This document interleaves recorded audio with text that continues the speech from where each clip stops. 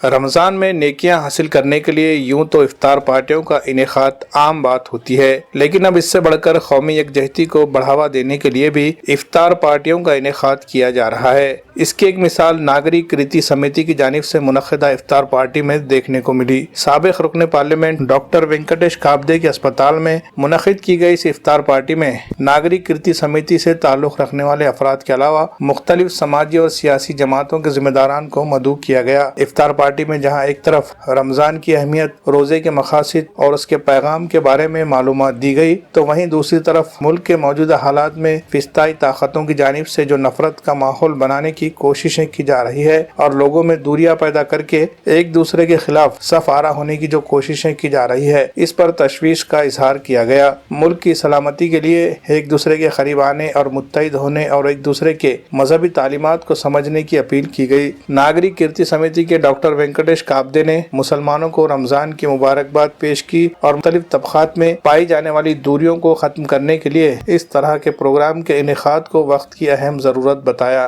Programme में MPJ की जानिब से तंजीम के रियासती जनरल सेक्रेटरी अल्ताफ हुसैन, जमात इस्लामी हिंद के अमीर मुकामी रियाजुल हसन आमिर, वंचित बहुजन अघाड़ी के रियासती तर्जुमान फारूक अहमद, साइंस कॉलेज के vice principal doctor Laxman Shinde ने शिरकत की। प्रोग्राम को कामयाब बनाने में MPJ के जिन जिम्मेदारान ने अहम रोल अदा किया है, इनमें तंजीम के जिला सदर अजहर खान, जिला नायब सदर SM समीम, शहर सदर मोहम्मद वसीम, वहीद खान, एडवोकेट नगमा तबस्सुम शेख के नाम शामिल है।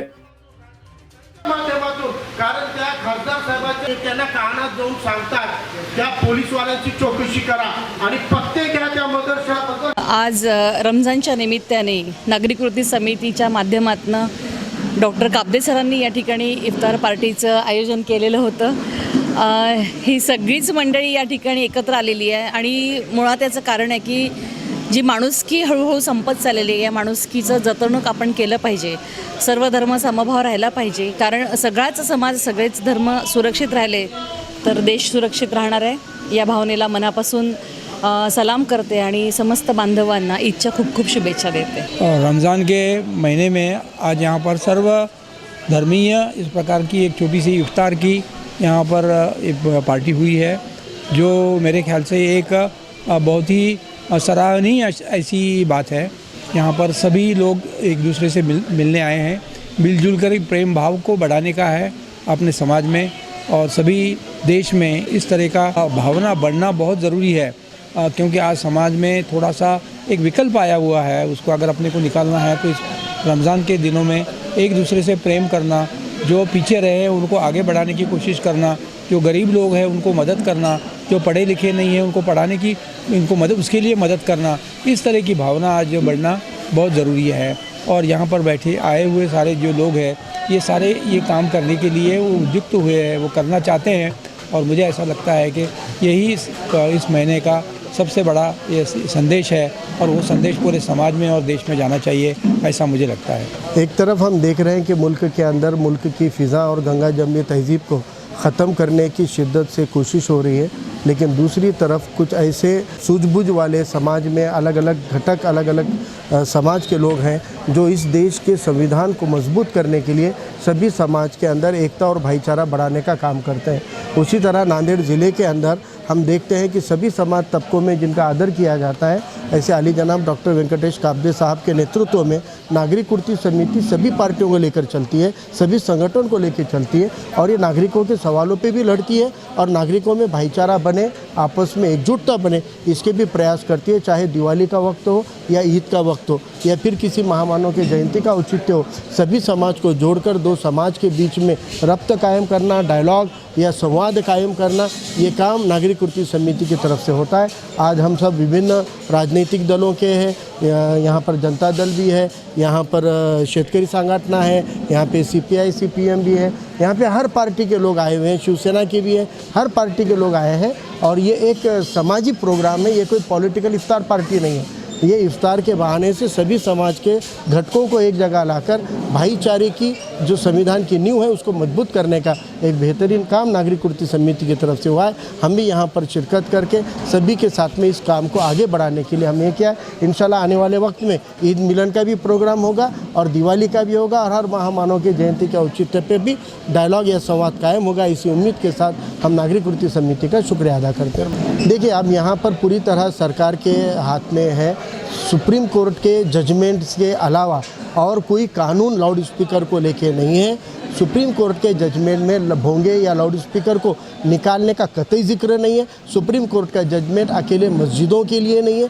सुप्रीम कोर्ट के जजमेंट में परमिशन लेकर लाउड स्पीकर लगाने की रियायत है और वो आवाज़ कितनी डेसिबल की रहनी चाहिए, कौन से जोन में कितने बजे से कितने बजे तक बजाया जा सकता है, इसके निर्देश हैं। इसलिए भोंगे उतारो ये बोलना भंपकबाजी है और मुझे लगता है कि सरकार को अपनी ताकत बतानी पड़ेगी। कानून व्यवस्था के दम पर ये मुल्क चलता है, ये साबित करने के लिए पुलिस को कड़े कदम उठाने पड़ेंगे। और हमें लगता है कि इस तरीके के फतवे देकर या आदेश देकर समाज में विघटन नहीं होगा, क्योंकि इस मुल्क की हज़ारों सालों की गंगा जमनी तहजीब है। आम लोग, आम हिंदू भी इस बात को समझ रहा है कि खाली राजनीतिक स्टंट है। लेकिन एक दूसरी बात जो इस बहाने से राज ठाकरे के तकरीर में आई, उसके बारे में हम संजीदगी से देख रहे हैं कि उन्होंने 3 बार भाषणों में कहा है कि मस्जिद और मदरसों में मुल्क के ख़िलाफ़ कोई साजिशें होती है और ऐसा उनको पुलिस वाले कहते हैं। हमने सरकार को अपील की है, हमने विनती की है कि पुलिस वाले जो राज ठाकरे के कान में जाके बोल रहे हैं उनको पहले हिरासत में लेके उनकी चौकसी करो कि कौन से ऐसे मस्जिदें हैं, कौन से ऐसे मदरसे हैं जहां मुल्क के खिलाफ कुछ हो रहा होगा, तो फिर वहां की झाड़ाझड़ती करो और अगर कुछ मिलता है तो कड़क कार्रवाई करो। लेकिन अगर नहीं मिलता है तो बिला वजह के हिंदू मुसलमानों के बीच में गलत फहमी के आधार पर पूर्वाग्रह बनाकर उन लोगों में एक दूसरे के खिलाफ नफरत फैलाने की अगर साजिश है तो बोलने वाले लीडर को, राज ठाकरे को, UAPA के तहत अरेस्ट भी करनी चाहिए, ऐसी हमारी मांग है। आज नांदेड़ नागरिक कृत्य की समिति की तरफ से इफ्तार पार्टी रखी गई थी, चूँकि नांदेड़ में नागरिक कृत्य समिति में सभी संगठनों के, सभी समाज के लोग मिलकर नांदेड़ के बेहतरी के लिए काम करते हैं और ये काम मुख्तलिफ़ तरीक़ों से होता है।